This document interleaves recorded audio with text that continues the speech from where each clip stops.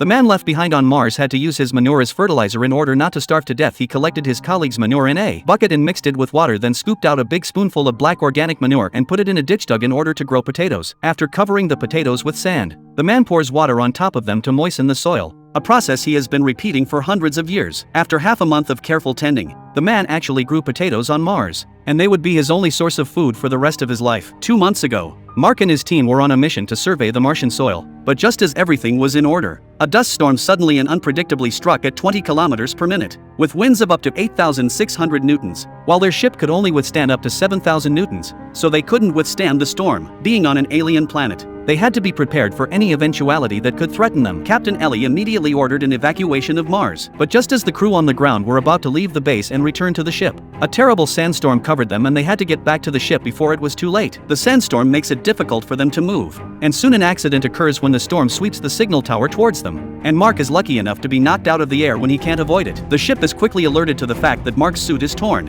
and in these conditions no exposed human can survive for more than a minute, and they can no longer contact Mark. However, the ship was already tilted heavily by the storm, and they had to return to the ship and leave Mars. Ellie realized that she couldn't let Mark kill the whole crew. Maybe Mark was already dead. Everyone returned to the spacecraft with sadness, and soon the ship started up and took the rest of the people out of Mars and ended the mission. They looked at the place that used to be Mark's and now he was missing, and they realized that they had really lost a dear friend. In the face of Mark's death, the space agency had to hold a press conference to announce that Mark, an astronaut on a mission to Mars, had been struck by debris during a storm. Just when everyone thought Mark had really died, Mark, buried on Mars, suddenly stirred and soon came out of his coma and walked towards the base, fighting back the pain. But all was well at the base. Unfortunately, all the communication equipment in the base was damaged by the storm, and now he had lost all contact with the Earth. And now he was the only one left on the great planet of Mars, and he was sure that he would be forgotten before long. He realizes the seriousness of the situation, and without communication he will have to wait until the next manned space program, which is in 4 years' time.